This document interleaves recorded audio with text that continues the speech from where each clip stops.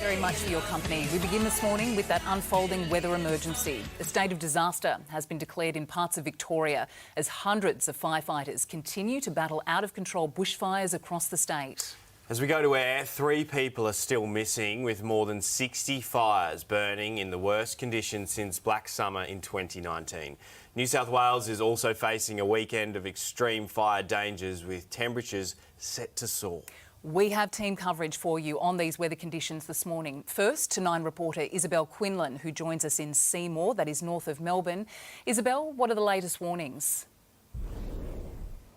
Well, Lara, as of this morning, there are still 4 emergency level fires across the state. 2 in central Victoria, 1 to the east of Melbourne and 1 in the far northeast near Wodonga. We're currently in Seymour at the relief centre here, where dozens of families, residents have had to flee their homes due to the Longwood fire, which is currently still burning, and crews are doing an incredible effort to try and get that blaze under control. So far, it has ripped through 140,000 hectares of land, and the town of Ruffy really felt the full force of that fire when it came through. More than 20 homes have been decimated, including a school is also gone, and at this stage 3 people are unaccounted for. The last time fireys spoke to them was on Thursday morning. Now, while we have had a cool change come through, we're still experiencing strong winds on the ground, which is going to prove a challenge for crews heading into the next few days. And we did hear from the Premier yesterday, who gave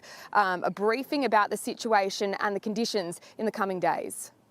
And they've got some very difficult days and nights ahead, particularly with the way the weather is changing. It is an extremely difficult day. So please, I implore all Victorians to follow the advice from our emergency services. Almost 200 firefighters have hit the ground here from interstate to help fight this fire, but there is still a long way to go, a long challenge ahead, and the CFA volunteers, locals giving them a hand, are really doing their best efforts to get on top of this blaze, but it may be some time before they can. Now to 9 reporter Jack Ward in Horsham. Jack, what's the situation where you are?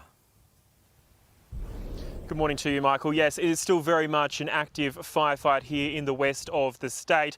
As we go to air this morning, the temperature has certainly dropped well down from those mid-40 conditions yesterday. But just in the last half hour, the wind gusts have picked up again, and we're expecting those to get up to about 60 kilometres an hour by midday today. The fire yesterday moved so quickly. Within 45 minutes, it went from a prepare to leave warning to take shelter immediately because it is too late. We know homes have been lost, at least 5, community infrastructure, including the local bowls club.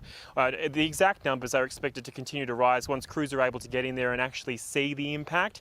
As we go to air this morning, there are 3 levels of warning still in place here. The most of the serious of those warnings are in that Nuttymuck area, which was hit yesterday, as well as further closer to Horsham. Here in Horsham, that threat level has dropped, which is good news. There is also another fire burning further south in Victoria, down in Stratham, that has also been causing quite a concern for crews.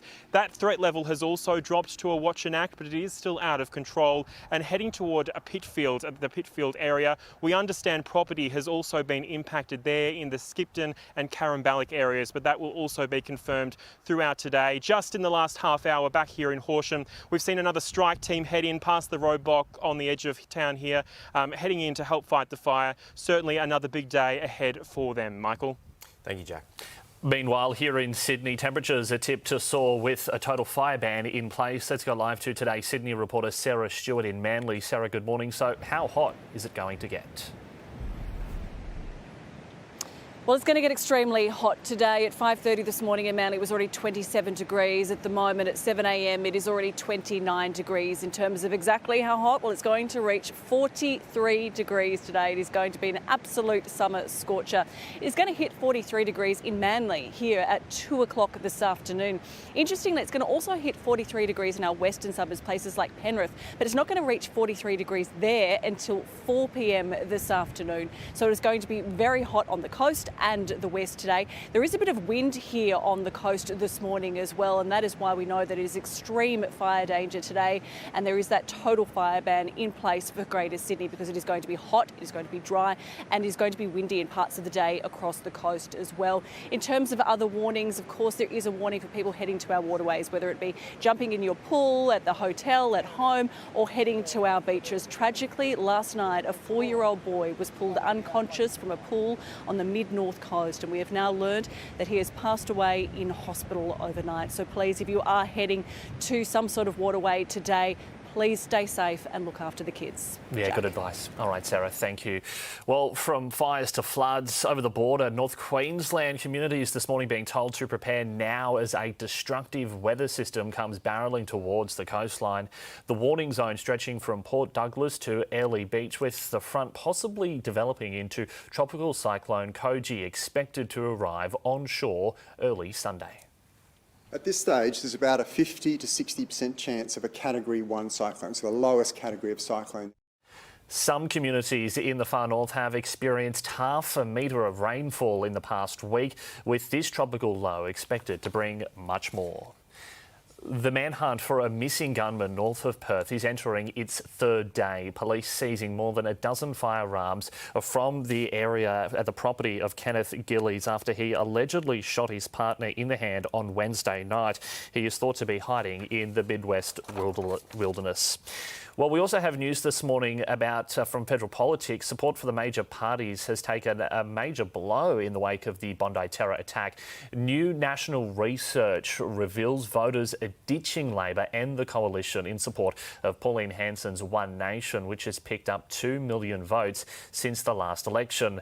The polling was conducted prior to Anthony Albanese announcing the Royal Commission into Anti-Semitism on Thursday. New South Wales Premier Chris Minns has thrown his support behind the federal inquiry, but says the state should also conduct their own inquiry looking into policing and safety in Sydney.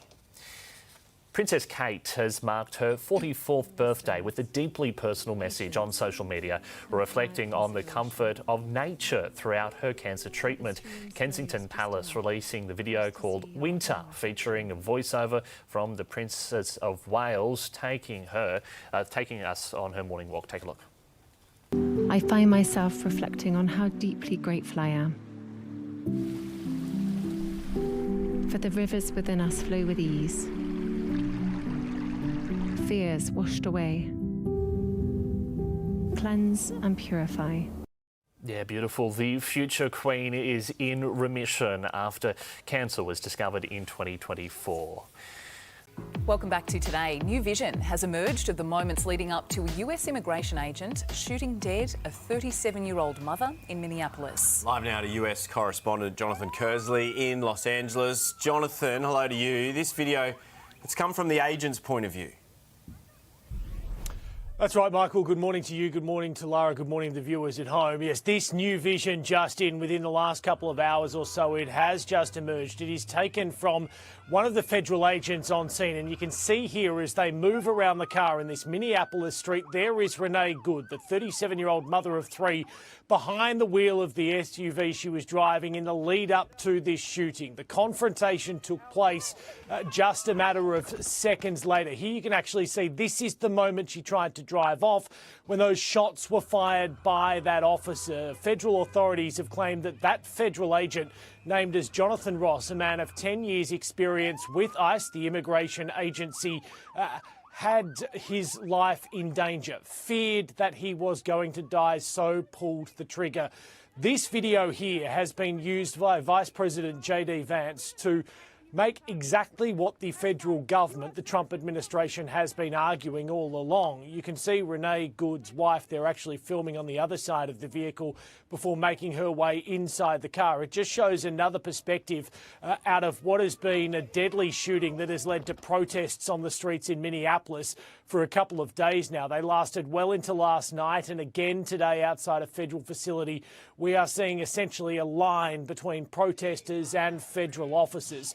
More than 100 federal officers extra from Customs and Border officials were being sent into the Minnesota city amid concerns that there could be an outbreak of violence. There have been pleas for calm from the Minnesota Governor, Tim Walz.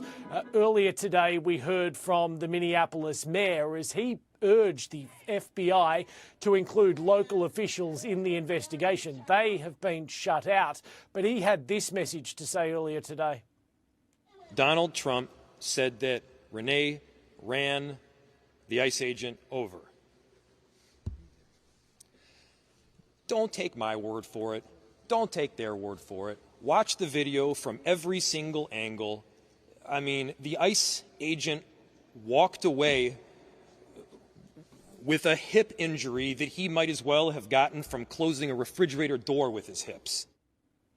What you are seeing here is an argument between two very divided sides of politics, the left and the right, over an issue where a mother of three was shot dead by a federal officer. We've also heard, guys, today from Renee Good's wife, Becca Good, who spoke to a news outlet and said that Renee lived by an overarching belief there is kindness in the world and we need to do everything we can to find it. Going on to say, I am now left to raise our son and to continue teaching him, as Renee believed, that there are people building a better world for him.